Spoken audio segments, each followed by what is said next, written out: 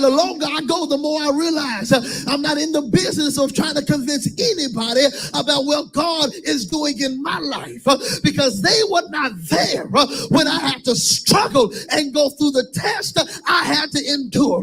You don't just get a microphone and get on a platform and call yourself no preacher.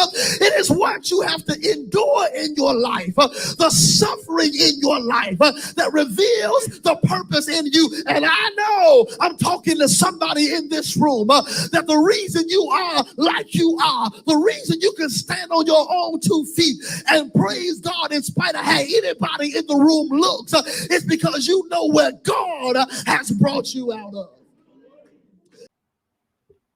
Awesome. Welcome back to another episode of It Is What It Is podcast. I am your host, Cody Kelly. Look, thank you for tuning in. I appreciate my audience. If nobody else appreciates you, I appreciate you. But if you want to keep seeing amazing content, you got to do 2 things. You got to follow me on Instagram at CVNK33.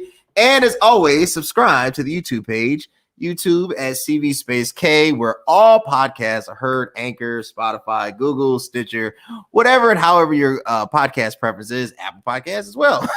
We're there. I have an amazing episode. He's been on the show before, but he just recently has come out with a book. Everybody welcome Pastor Marcel Fears. Hey man, listen, thank you so much for having me, man. This is so exciting. You know I love your show, right? So thank you, man, and shout out to your incredible audience, those that follow, and then all of those that's chiming in and supporting us, man. Thank you so much for having me. I appreciate it. Oh, anytime. I feel like since I, kind of grew up at Redeem, this is just coming full circle. So look, I'm excited about this. Before we go into the book, I'm going to share with the audience.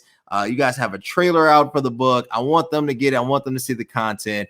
I want them to just see the amazing work that's being done. So with that being said,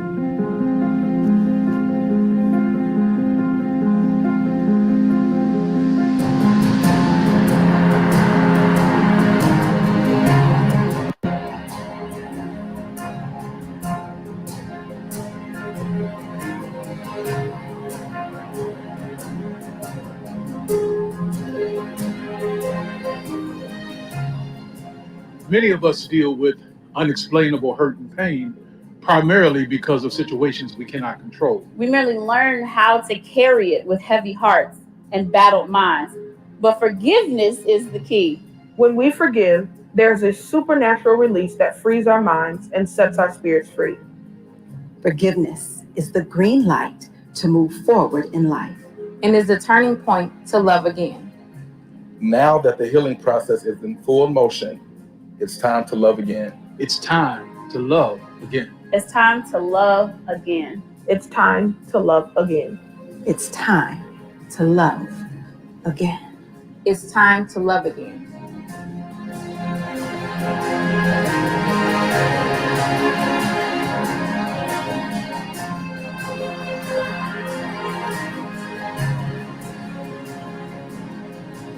So that was amazing. First of all,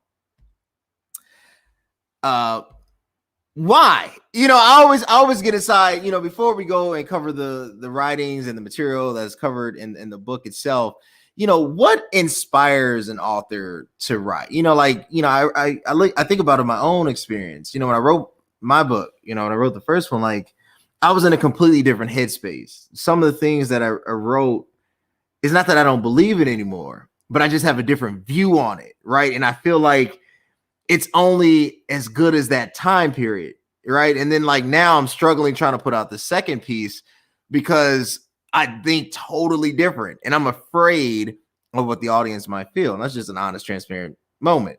So what gave you the courage to write this and kind of step out on faith?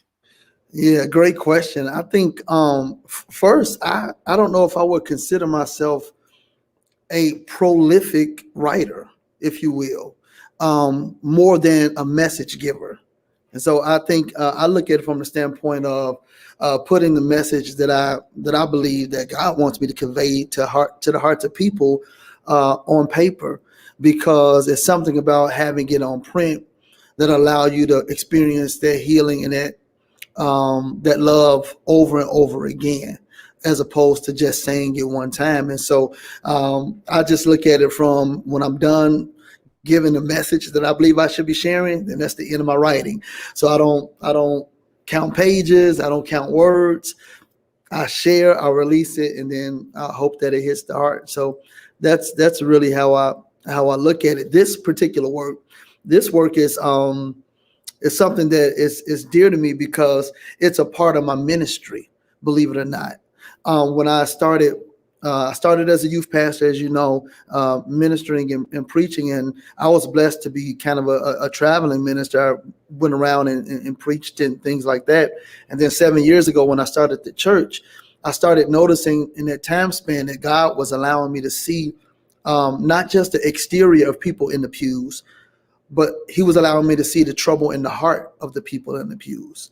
And I realized that just like farming and seed sowing was the parable of Jesus's day, that relationships is the parable of our day.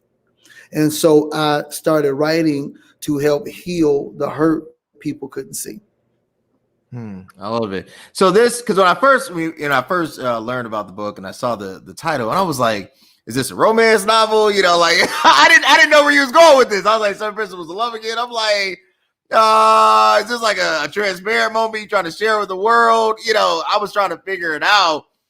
So you really, the book in and of itself really is the relationships that exist within the realm of faith, right? And all that goes into it, right? So talk to us. So principle 1, and I want to get into this. Do not chase the counterfeit. What does that mean? Like, you know, what is it? Is it like, you know, obviously we shouldn't go after things that are fake, but what does that really mean, right? Yeah, I mean, I love it. So this is the thing about this book. I think if I didn't have pastor attached to my name, it still will apply, because it's something that we all deal with. It's matters of the heart. And I want people to view it from that aspect. And it's not just a writing about romantic relationships more than it is the relationships that closest to us. So that could be father and son, mother, daughter, best friend, co-worker, because those are the relationships that have the tendency to hurt us the most. As it relates to the first principle, and I do want to give this disclaimer, and I say this in the introduction of the book, that these principles, there are 7 principles. They're not exhaustive principles on relationships as if I'm answering every question that exists, but I do believe they are inspired principles that is designed to start a conversation, to help heal and begin. And that's really what it's about. And the principle number 1, don't chase the counterfeit, do not chase the counterfeit, is about that many times in our life, we long to fill the void of relationship and love in our heart.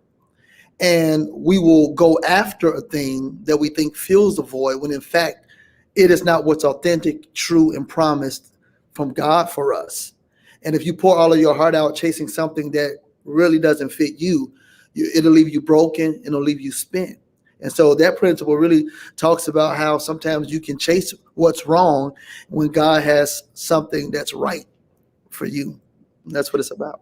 How do you distinguish between the two? I mean, you know, there are some, like my wife likes purses, right? And my wife is very good at spotting a fake. Like, you know, if I'm gonna buy her a purse, buy her the real thing, like she'll get offended. You know, like if it's Michael Kors, it's got to be Michael Kors. It can't be, you know, Michael Caines, right? Like, you know what I'm saying? Like my wife is like a stickler. Like she'll look for like tags and, you know, how do you as a human being, as a person of faith, understand that God doesn't want you to do this?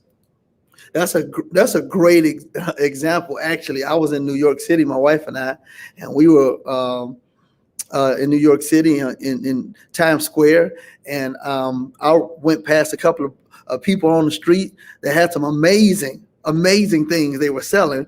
And if you didn't have a really, really good eye, you would have thought that it was the real thing, Louis Vuitton and Gucci. But I think the best way when you get things that close like that, when it could be a counterfeit, is to compare it to the source. And so when you compare it to the source, then you can find the detail that helps you distinguish between the real and the fake. I submit to everybody that the source is God, because God is love. And when we look at his description on what love is, and we look at what he says about it, and we know what he says about it based on the print of his word and based on his relationship and how he treats you and I, then we can have a better picture and clarity of what love looks like. Then we put it against the fake. Just like, for example, if love, scripture teaches us that it's patient, that it's not puffed up, that it's not full of itself. And so if you're in a situation where it looks like there's no patience, it's puffed up, it's full of itself, then you're making that comparison between what the source is and what you're in. And that's how you help determine the real from the fake. Some depends on how close the fake is. It can be difficult and it may take time, but it always pan out that the source will reveal to you what's true. Awesome. I want to get to your second point.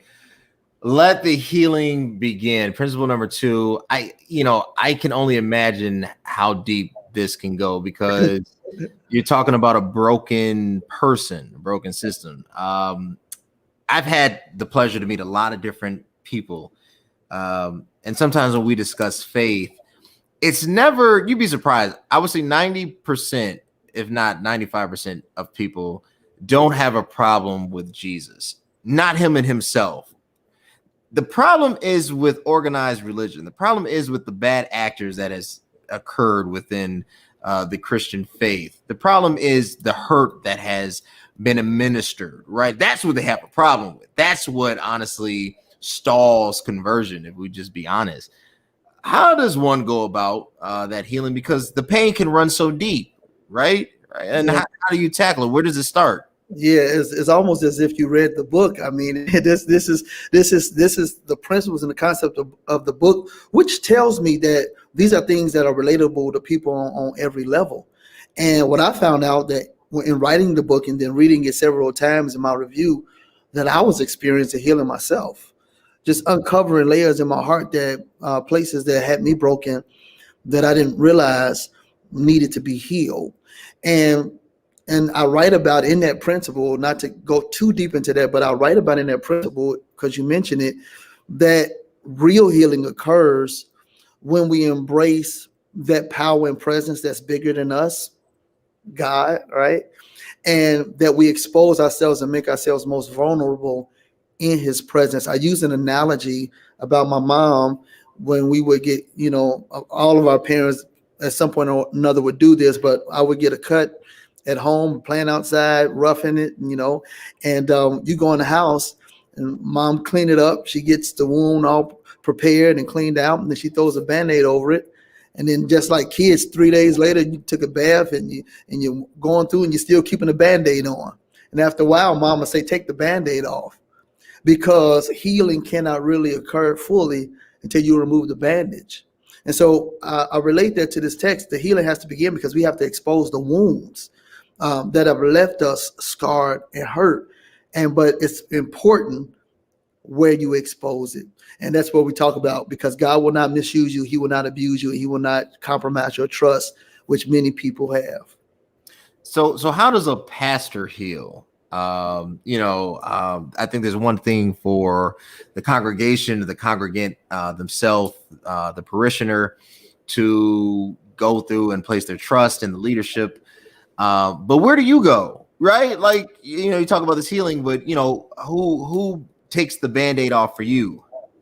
Sometimes it's lonely, to be honest with you. Sometimes it's lonely because there's a mechanism in many leaders, myself included, sometimes, that won't allow you to be exposed in weakness, because it's not a fake thing. It's a reason why, and the reason why is because many times people you lead will pounce on weakness.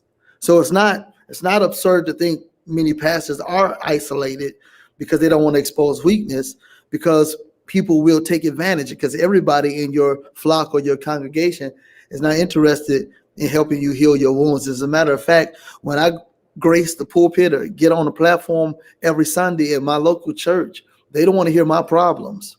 They came to hear me preach to them about their problems. They don't want to hear that I almost lost my house one time. I was $10,000 behind. They don't want to hear that I had to cook. My wife had to cook on a hot stove, plugged in to the electricity because the gas was cut off, and not because it was a catastrophe. So they don't want to hear that. They want you to preach because they have hurts. They have wounds. So I learned that the grace of the preacher, The grace of the pastor is that God teaches you lessons in your relationship.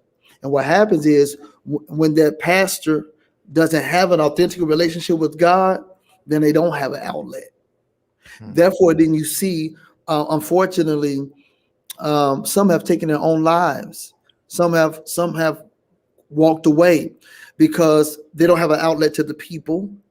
And then they haven't spent enough time because they relied on their gift, that they haven't spent enough time in relationship. Because I found out in my life, I pour out my heart to God, and then God strategically puts people in place that ministers directly to my heart at the right time. It don't have to be another pastor. It can be a brother in the church, a sister of the Lord. It can be on Cody's podcast, and something may be said, and it'll heal me because I poured out in my time of relationship with God. And so and that's what the book is all about. It's 7 Principles of Love. Again, is saying, hey, if I can show you by proof, by precept and example, that the vertical relationship is most critical to impact your horizontal relationship, then that's how we win. That's how we get healed.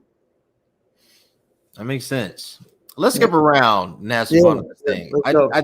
Principle 3, I think, answers it for itself. It's self-explanatory. Love is the fuel for your faith. But what I'm really interested in is principle 4. You talk about heart problems, heart fixes. Yeah. How transparent do you go into this chapter specifically?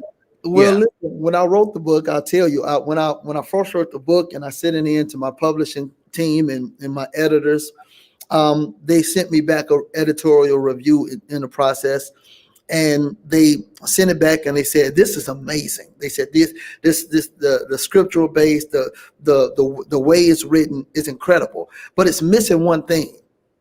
And the editor said, "It's missing your personal story."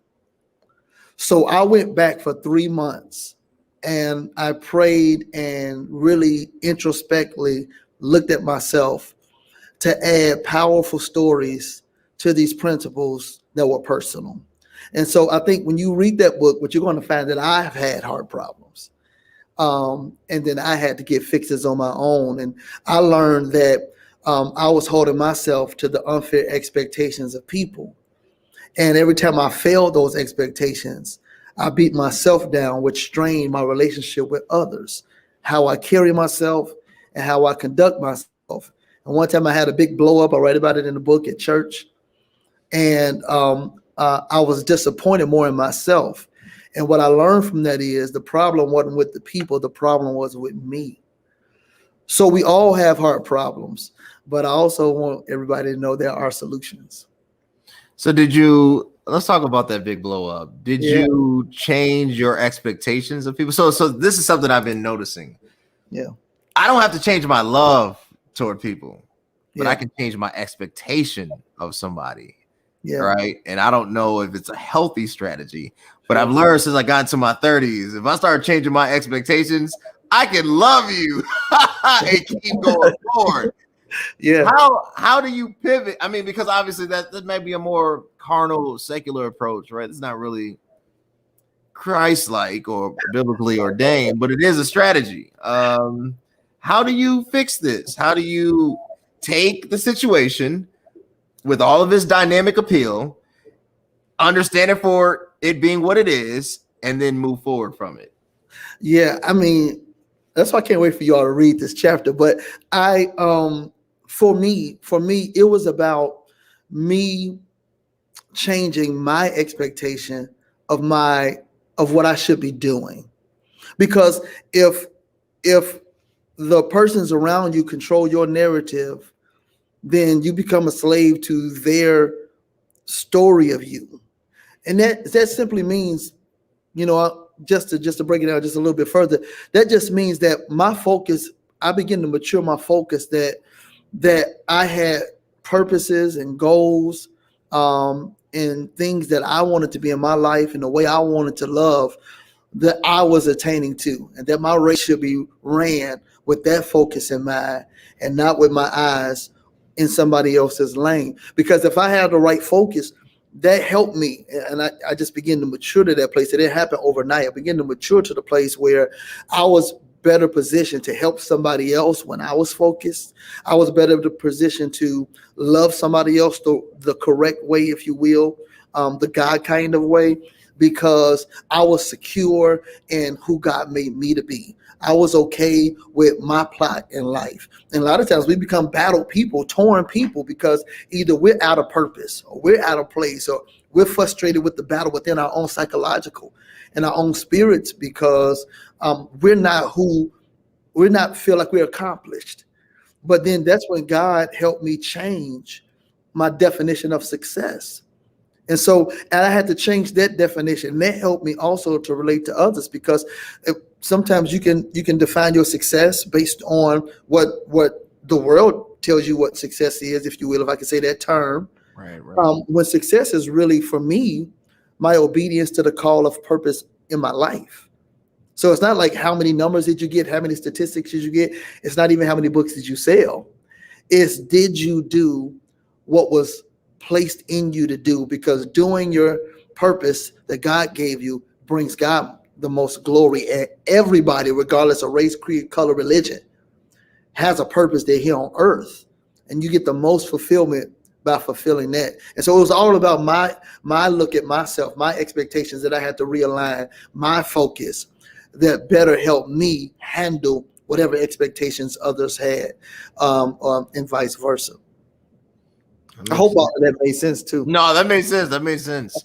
When you're talking about switching that focus and not equating it to a very secular understanding of success, a very worldview, right? How do you recover? I say this because we all want things. I don't think the believer and the non-believer are separate from this issue. Sure. We all want things. We all want accolades and progression and forward movement, however that looks like, however it manifests itself. But recovering from heart mistakes, right, I think is the biggest roadblock to a lot of us, because, and especially as you age, you're kind of trapped by your own thoughts and your own thinking and your own perceptions, right? However that has been shaped, kind of navigates your course in life. And when you've been hurt by what you love, and you've also done hurt yourself, now you have what is called a heart mistake, right? Yes. So how do you recover from this place of brokenness, that you're able to have some sense of self-worth or self-identity, just self, period? That's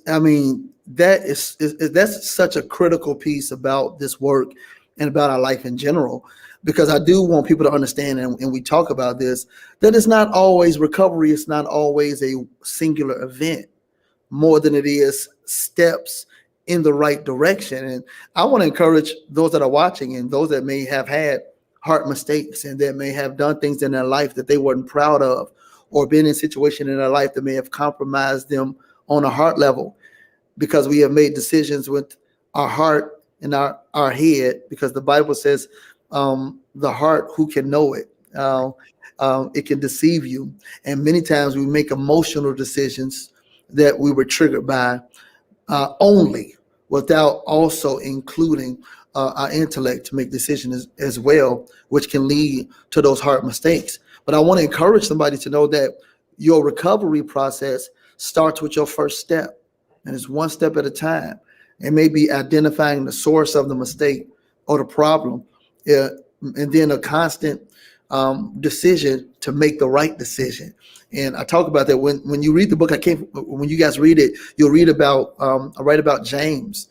James is the individual that I tell his story. He's a real person, but I use a pseudonym name to give him a little protection.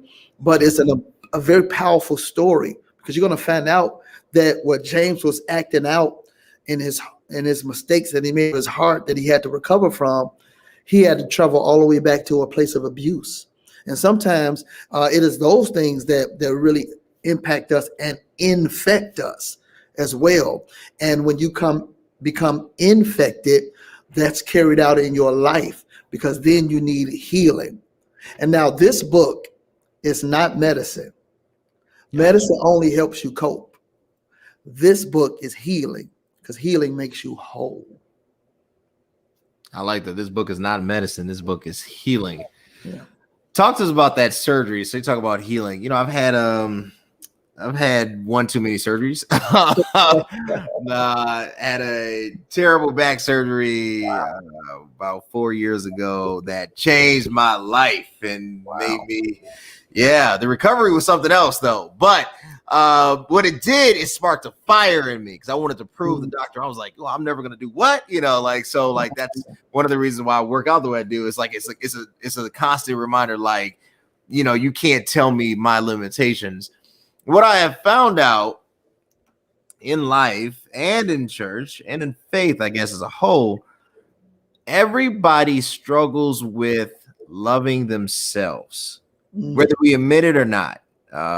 Nobody is completely content with their lot in life, their situation, outlook, you know, personal attributes. There's always this dip that resurfaces, and it resurfaces usually in times of lack is when you see it.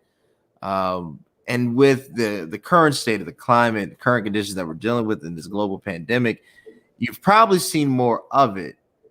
What do you say to those struggling with accepting who they are, accepting it, and then taking this and giving it to God? What do you say to them? See, you are literally hitting the nail on the head. So all of our viewers that are watching this, you guys can ask your questions, chime in, talk about it, tell your short testimonies if you can, because what you just said, and I don't want to just put us in a box of the church. It is widespread to the world. And you're right. Everybody has dealt with that aspect of learning how to love yourself, because how you love yourself is how you will love everybody else. And the proper view of oneself translates into our behaviors, our actions, and our decisions. I talk about loving yourself because you said the word without knowing it, because I didn't send you this part. But with loving yourself, the root of it is rejection. And all of us have experienced some form of rejection. Either the young lady didn't like you, or the young man didn't want you. Either a father that didn't stay, or a mother that walked away. We have all experienced some form of rejection. But what I write about, Cody, and you said this word, at the core of rejection is acceptance. If I'm accepted, then I'm not rejected. So what I want to get the reader to understand, and the believers and those that are watching me right now, as you're hearing these words, that your rejection can be dismissed once I tell you and prove to you that you are already accepted by God before you got here. If I'm accepted by him first, there's no other event that can make me fall into a place of not loving myself, because acceptance is at the core of rejection, and you were accepted before you were ever born. I love it. Well said. You were accepted before you were ever born. To all those out there, go get the book. Begin the healing process.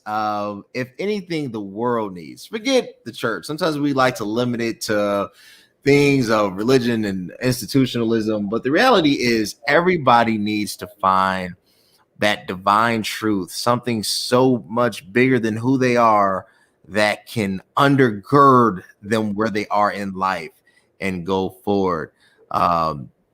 Buy the book. Pat Spears, where can they connect with you, man? What are you doing? Where can they go get the book? Where can they download it right now?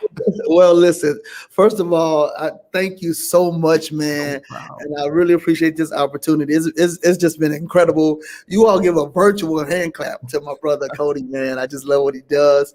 And he knows I love I love all of your family, even the ones I don't know. I just love the family. And you know, obviously your grandfather made a significant impact on many people's lives. Like as it we didn't care. He's just everybody's granddad to me. That's just the way it is. And he still is. So thank you. But you can connect with us. So many ways to connect with us, but you can go actually and order this book right now. Go to exclusively to my website, marcelfierce.org. You can order it there. And then very soon, by the time probably you're watching this, it'll be available right now on Amazon. It'll be available on barnesandnoble.com. It'll also be available at Zulon Press. It'll also be available via ebook on Apple iTunes. You can get it anywhere in the world. It's available in paperback version as well as hardcover. And I promise you, it is not a wasted word in this book. It is not a long work, but it's going to take you longer to read because it's going to make you think. It is a powerful work that I believe is going to cause healing to happen for a lot of people, and it starts right now. I'm encouraging you that's watching to invest in yourself, invest in your family. You don't have to be broken anymore because the healer is here. If words can make you fight, then words can heal you. And I believe that when you read the words in this book, when you consume it, when you digest it, when you think about it, it's going to cause healing to happen. So go right now to marcelfierce.org, order the book, go to Amazon, leave us a note. As a matter of fact, leave us a review on Amazon. Go to Barnes and Nobles and anywhere electronically where you can find it digitally. We'll be able to get the book in your hands. You cannot miss this moment of healing. I promise you. Is going to change your life. You heard it said. Go get the book right now. Amazon, Barnes & Noble, Audible, marcelfierce.org, all the places. Support gets supported. I've always said that. Support gets supported. The book is going to be life-changing. I appreciate my guest so much. Pastor Marcel Fierce, thank you so much. And until next time, guys. Also, if you want to keep seeing Almost Business Part, amazing content, subscribe to the YouTube page below on YouTube at CV Space K. I don't know how I almost missed that. But if you want to keep seeing amazing pastors like Pastor Marcel Fierce, you want to keep seeing influencers, because I said this and I'll keep saying this, when they blow up and then you can't reach them once they get to 1 million Instagram followers, you have missed out. Get them now and you'll always have something to go to. But until next time, guys, I appreciate it so much. Thanks. Hey, what's up, everybody? You like what you saw? Were you entertained? Were you informed? We want to keep seeing amazing content. Subscribe at the link below. YouTube, CV Space K. You connect where all podcasts are streaming. Spotify, Apple Podcasts, Anchor. Connect with me. I want to connect with you. Let's enjoy the ride.